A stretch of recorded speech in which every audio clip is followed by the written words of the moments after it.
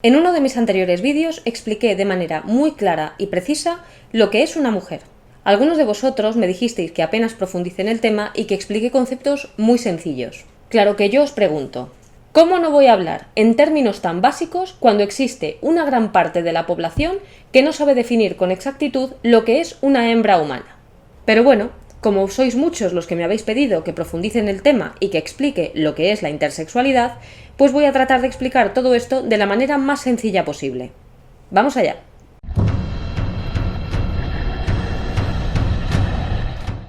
El sexo de una persona se determina en el mismo momento de la fecundación, cuando el espermatozoide se introduce en el óvulo. Tenemos dos tipos de células en el cuerpo, las somáticas y las gaméticas. Los gametos son aquellas células dedicadas a la reproducción. Las células somáticas son todas las demás. Todas las células humanas tienen 46 cromosomas, a excepción de las células reproductoras que tienen 23. ¿Y por qué esto es así? Porque durante la fecundación el material genético de ambas células se combinará para dar lugar a un único embrión que tenga como resultado 46 cromosomas, 23 procedentes del padre y 23 procedentes de la madre.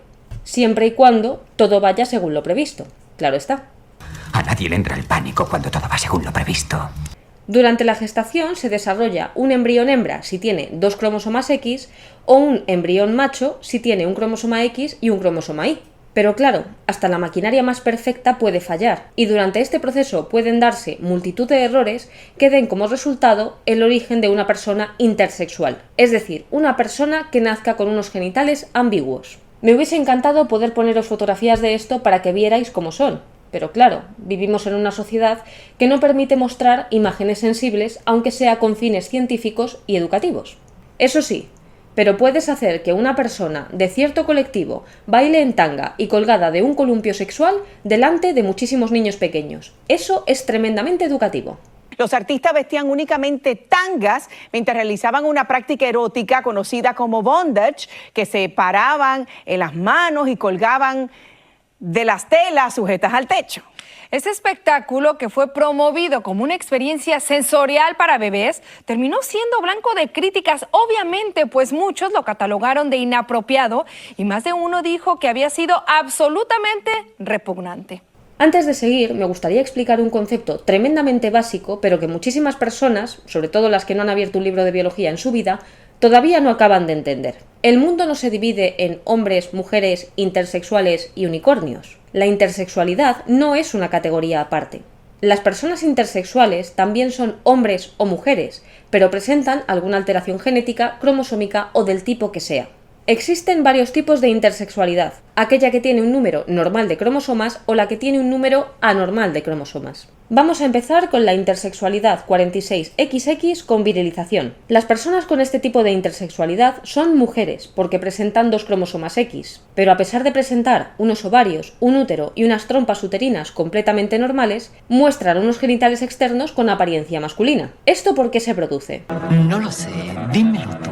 Esto se suele producir cuando el feto ha sido expuesto a una cantidad demasiado alta de andrógenos, es decir, de hormonas masculinas. Esto produce que los labios mayores se fusionen y que el clítoris se agrande considerablemente, obteniendo una apariencia similar a la del pene. Algunas causas que pueden provocar este trastorno son que la madre posea algún tumor que libera hormonas masculinas, normalmente un tumor en los ovarios, que la madre consuma de forma directa andrógenos, como por ejemplo testosterona durante el embarazo, que muestre una deficiencia de aromatasa, que es la enzima encargada de transformar las hormonas masculinas en femeninas, o la causa más común, que la madre presente una hiperplasia suprarrenal congénita. Por otro lado, nos encontramos con la intersexualidad 46XY con su virilización. Este es el caso contrario. Las personas afectadas por este tipo de intersexualidad son hombres, porque tienen un cromosoma X y un cromosoma Y, y sus genitales externos muestran una apariencia femenina o ambigua. Durante las primeras semanas del desarrollo, todos los embriones, tanto los XX como los XY, se desarrollan de la misma manera. Por eso se suele decir, no sé si lo habréis oído alguna vez, que todos los embriones comienzan siendo hembras. De hecho, los embriones de todos los vertebrados son femeninos. Solo una hormona añadida en un momento concreto de su desarrollo los convierte en masculinos. El cromosoma Y posee un gen que se denomina SRY, que en determinado momento del desarrollo embrionario iniciará una cascada hormonal que culminará con la formación de los testículos y demás caracteres masculinos. Sin embargo, este proceso de vez en cuando falla, y la consecuencia es el nacimiento de una persona con una intersexualidad 46XY con su virilización, condición conocida anteriormente como pseudohermafroditismo masculino. Yo no tengo testículos. No es un chico.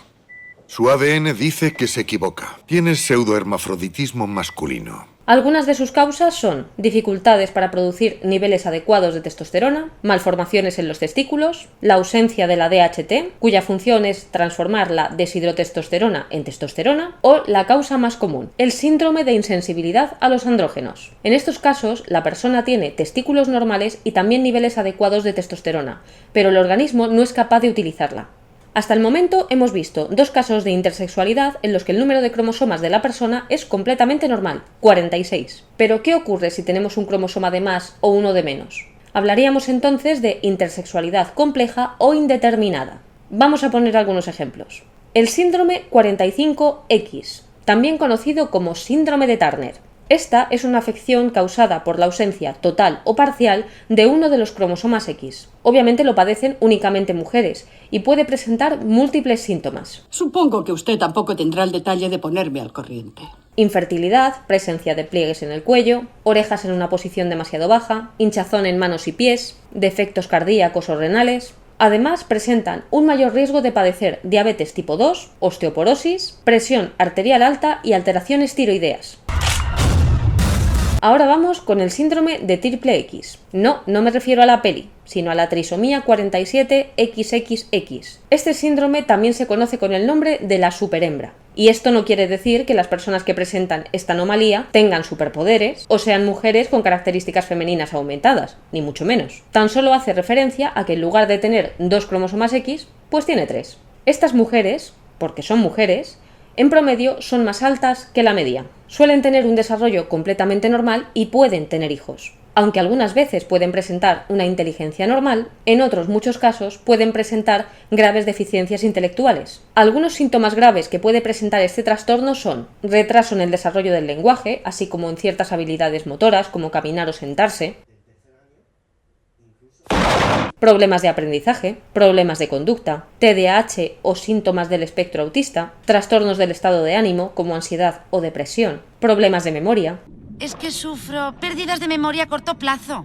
Hablemos ahora del síndrome 47XXY, también conocido como síndrome de Klinefelter. Este trastorno es una afección genética que pueden presentar algunos hombres y que se caracteriza por tener un cromosoma X de más. Puede no mostrar síntomas de ninguna clase, y muchos hombres de hecho lo tienen sin saberlo. La mayoría se enteran cuando tienen dificultades para tener hijos, porque este trastorno puede causar infertilidad. Otros síntomas que puede mostrar pues son proporciones corporales anormales, es decir, tener las piernas o los brazos demasiado largos, ginecomastia, testículos pequeños y firmes, retraso en la pubertad, menor cantidad de vello púbico, axilar o facial, trastornos del aprendizaje, ansiedad y depresión, problemas de comportamiento. También pueden presentar la uretra en la parte inferior del pene. Además, estos hombres tienen un mayor riesgo de presentar autismo, TDAH, trastornos autoinmunes, cáncer de senos, osteoporosis, obesidad, problemas bucales, varices, síndrome metabólico. No para.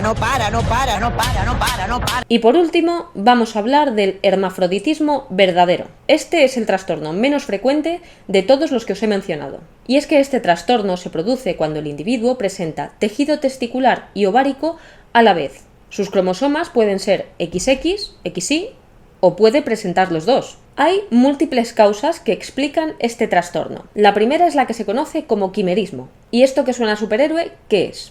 Pues básicamente se produce cuando 2 cigotos se fusionan, dando lugar a un solo embrión, pero con 2 líneas celulares, la que contiene el cromosoma XX y la que contiene el cromosoma XY. Otra posible causa es que exista algún gen que no actúe de la manera en la que debiera hacerlo, por ejemplo, reprimiendo la cascada regulatoria del desarrollo masculino. En ese caso, una persona que tenga cromosomas XX desarrollaría al mismo tiempo ovarios y testículos. Como veis, la intersexualidad no es una alternativa a los 2 sexos establecidos, sino que es la consecuencia de una alteración durante el desarrollo embrionario normal.